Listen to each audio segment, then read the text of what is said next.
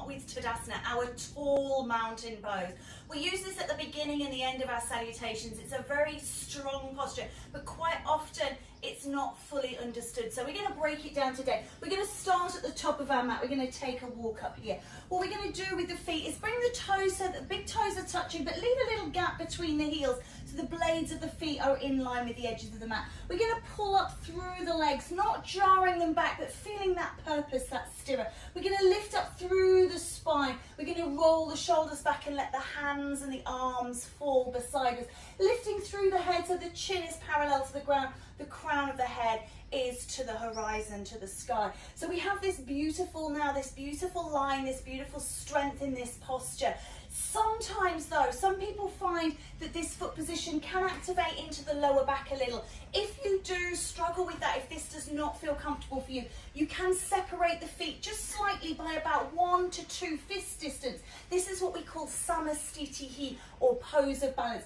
Everything else is the same, pulling up nice and tall and strong. So practice this, practice your Tadasana, rooted in the earth, lifting up into the skies, reaching up the arms here into extended Tadasana, and then just holding and lifting and reaching through. Release those arms down and letting go. Virabhadrasana 1 or Warrior 1. This pose strengthens our connection to the energy of the earth. So we're going to start off by taking a little quarter turn. We're going to face towards the top of our mat. We're going to step back on the left leg, but of course you can do this on either leg. Lovely. Just let's bend into that knee, making sure that this knee doesn't come over the toes. So if we need to, just take a bigger stance backwards, pulling this knee back over the ankle, sinking low. Take a lift through the lower back. Sometimes people find this activates into the lower back, and if that's the case, then you can modify. Here the hips, the chest and the face are all facing in the same line as the legs. There's no turn out through the feet. Take a breath in and lift those arms up to the sky. Nice and strong and parallel. Drop down through the shoulder blades here. Eyes to the horizon, that chin again parallel to the floor. So this is a very beautiful, strong, strengthening pose. It's also worth remembering that we use this as preparation for Warrior 3. So learning this posture in its proper entirety is going to benefit you later on as well. So I'm just going to get my beautiful model Makenzie here just to turn, just relax it off, and we'll do it front up. So facing towards. Good. Take a step back. You can step back on the other leg if you want to. That way we'll make it balanced. Lovely. Bending through this front knee. So not letting this front knee come too far forward. Hips, you see, chest, face, all facing towards you now. Lift and rise. Good. Lifting it. So she's looking towards her hands. That's also an option. You can drop the head back as long as you're in control of it. Making sure that you have strength here. The feet are parallel lines. We never take the back foot behind in Warrior 1. It's not Warrior 2. Despite them sharing a name, they don't share a foot stance, a foundation. So this is beautiful. What I always say is Warrior 1 is a 2-footed stance. Warrior 2 is a single-footed stance. Beautiful. Just let that relax and step up. And we're done. Got Warrior 2, Virabhadrasana away.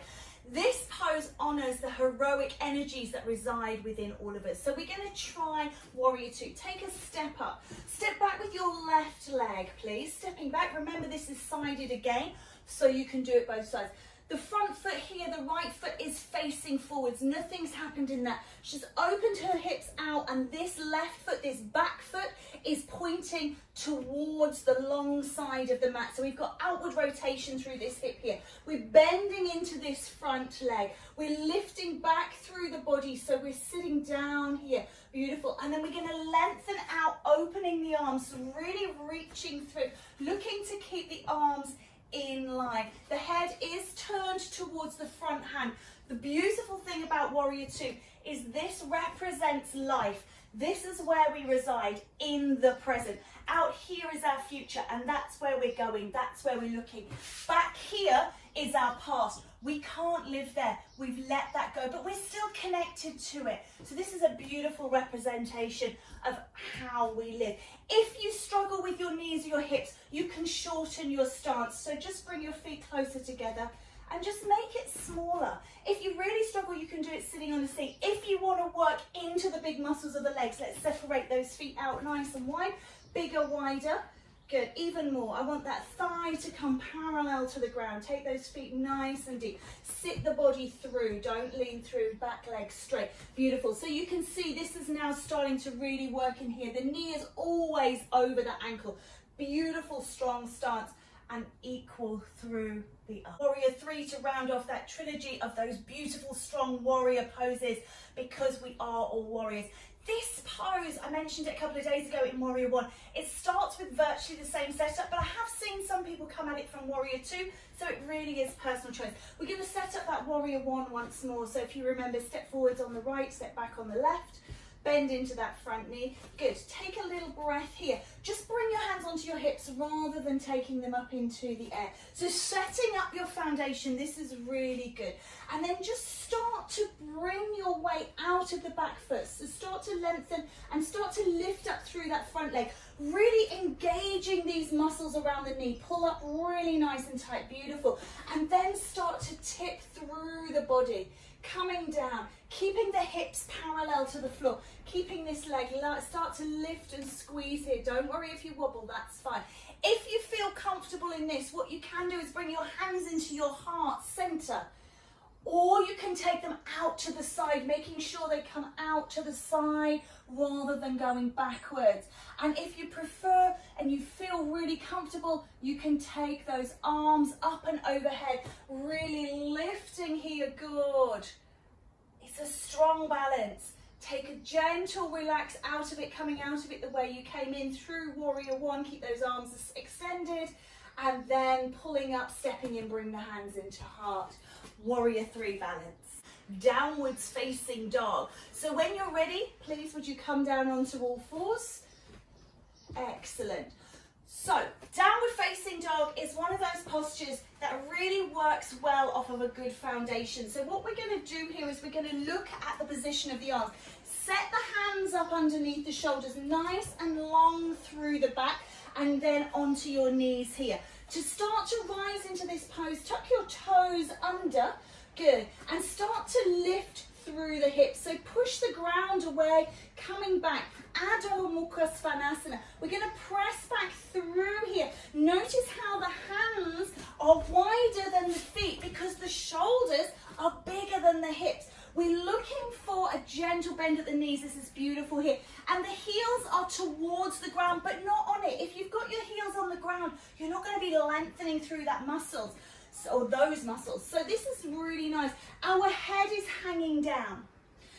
Beautiful release through the neck. We're looking the drishti towards the feet, the knees or the thighs. The hands are spread wide, using the pads of the fingers and the heels of the hands to create suction, grip. This is a restorative pose. You should be able to maintain this for hours. Stay here, really enjoying it. The benefits are huge. Blood flow to the head and neck, plumping out fine lines and wrinkles, cleansing and releasing. Really well done. Rolling through, lift and roll forwards. Beautiful. Drop your knees to the ground and take a little sit back, relax. Pose of a child, Balasana. So we're going to come down onto all fours. And we're going to start off in a traditional Balasana, traditional child's pose. So we're going to sit the hips back onto the heels. Try and draw the legs together underneath. Good. I'm just going to move out of the way. Drop your head towards the mat and take your hands back onto your feet. So this is a traditional child's pose, protecting the heart, protecting the inner organs. Really beautiful, relaxing, connecting that third eye with the earth, looking for energy to enter the body. If you prefer something a little different, there are options here. You can come into extended child, sometimes called swan pose. Reach those arms forwards for me, please, and lengthen through. You can do this two ways. You can have the elbows relaxed. This is an inactive child's pose, or you can really reach through and stretch through the back. So you're adding a little bit of stira and sukha together here, that comfort and that purpose. Sometimes people, me included, prefer again a variation on this. If you do have a little bit of a muffin top, a little bit of a belly, sometimes this is not comfortable because it pushes everything up and it impedes airflow. So what you can do, could you just sit up for me please, is separate the knees wider, Take the knees wider, coming into wide leg child. So just as wide as you feel comfortable. What this does is it creates space to relax into. So just take your hands onto the floor, just walk yourself out, really support the body. So again, stretching through, you can relax those elbows down or you can reach those arms forward.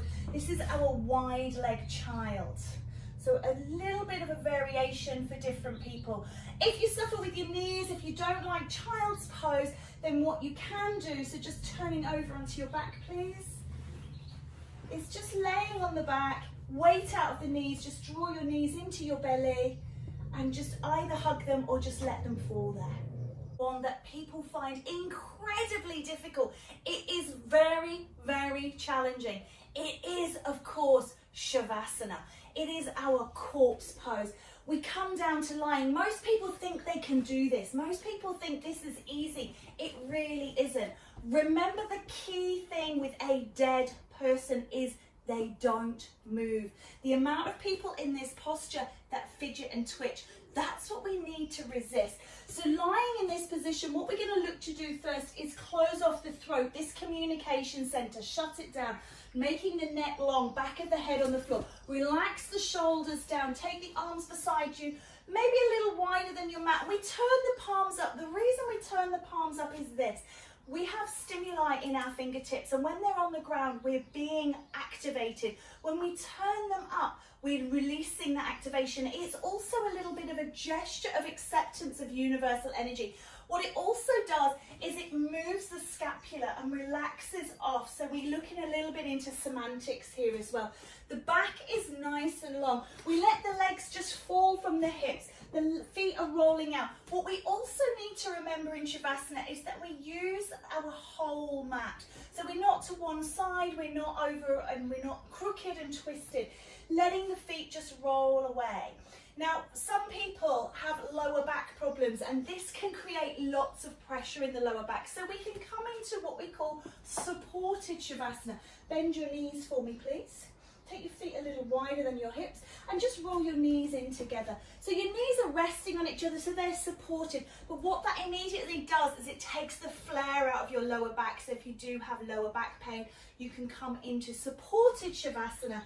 And then one final thing, closing down the eyes. When we close the eyes, it removes that stimulus. If you're feeling really sleepy, you might fall off to sleep.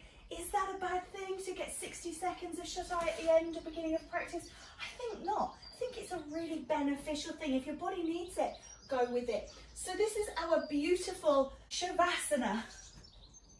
Standing at the top of our mat, really grounding through the earth and reaching up towards the sky.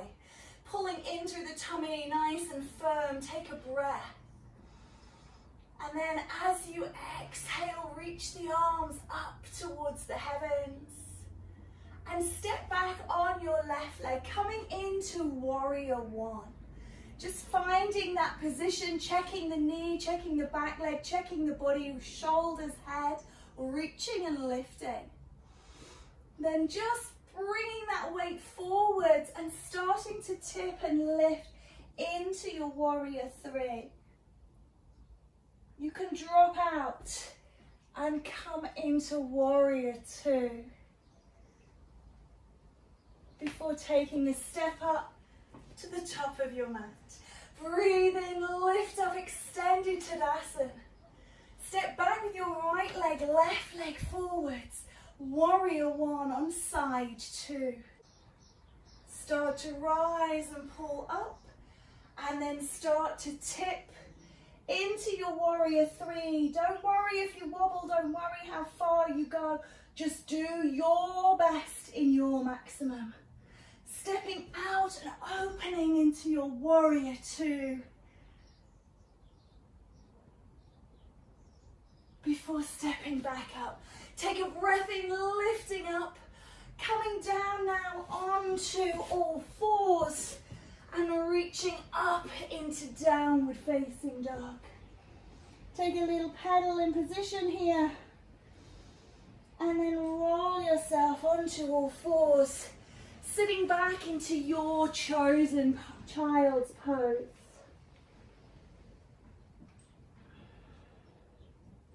Slide find yourself out along the mat, turning over and rewarding yourself with Shavasana.